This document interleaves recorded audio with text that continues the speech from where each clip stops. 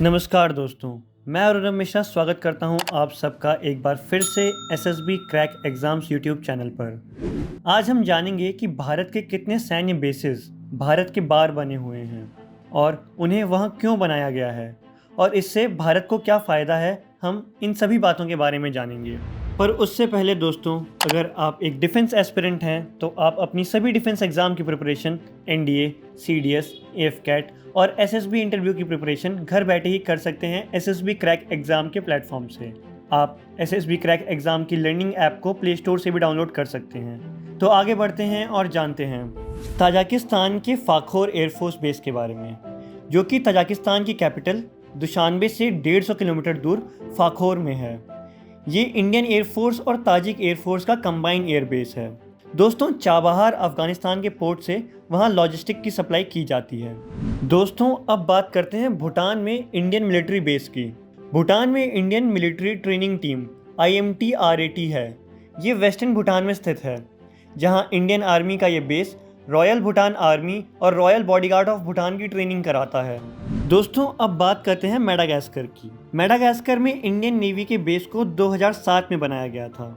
भारत यहाँ से शिपिंग गतिविधियों में नज़र रखता है और मेडागास्कर नेवी की भी सहायता करता है और मेडागास्कर को पड़ोसी देशों से सुरक्षित रखता है। आगे जानते हैं मॉरिशस में स्थित भारतीय सेना की बेस के बारे में। भारत ने एक कोस्टल सुपरविजन रडार टेक्नोलॉजी तैनात करते हुए नर्दर्न अगलेगा द्वीप पर एक सैन्य बेस बनाया है। इंडियन ओशन में एक मॉरिशस आइलैंड है जिसे भारत मॉरिशस सैन्य सहयोग के रूप में इंडियन आर्मी को दिया गया है। वर्तमान में यह द्वीप मॉरिशस में एक भारतीय सैन्य के बेस के रूप में कार्य करता है। अगला बेस है सेचेल्स, जो कि ईस्ट अफ्रीका में है। भारत ने सेशेल्स में बेस चीन की स्टिंग ऑफ पल्स रणनीति का मुकाबला करने के लिए एक नेवल बेस के निर्माण के लिए एजम्पशन आइलैंड में कॉमन प्रोजेक्ट के लिए किया था। इसके लिए भारत ने सेशेल्स को $100 मिलियन की लाइन ऑफ क्रेडिट और डोर्नियर एयरक्राफ्ट दिया था। भारत सेशेल्स में एक कोस्टल सर्विलेंस रडार टेक्नोलॉजी भी रखता है।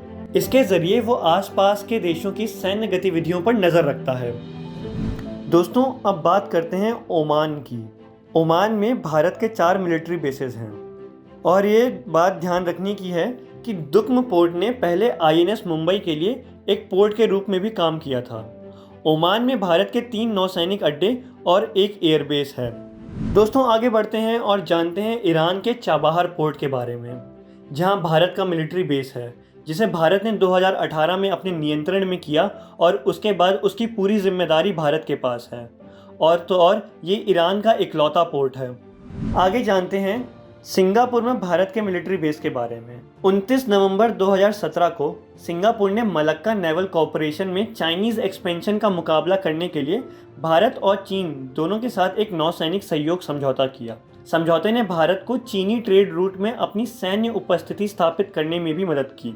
सिंगापुर का चांगी नौसेना बेस सिंगापुर में भारतीय नौसेना बेस के रूप में कार्य करता है। अंत में जानते हैं श्रीलंका के हम्बनटोटा एयर बेस के बारे में, जिसे इसलिए स्थापित किया गया जिससे श्रीलंका और उसके आसपास भारत और श्रीलंका मिलकर चाइनीज़ आर्मी की गतिविधियों पर नज़र रख सकें। दोस्तों, कोई भी कंट्री अपने देश से बाहर अपने बेसेस तभी बनाता है जब उसे किसी दूसरे की सहायता करनी हो, या वो इसलिए भी बनाता है जिससे उसका कोई फ़ायदा हो। और दोस्तों, हमने ये भी सुना होगा UN पीस कीपिंग के लिए काफ़ी सारे सैनिक देश से बाहर जाते हैं। तो दोस्तों, वहाँ भारत का कोई बेस नहीं है।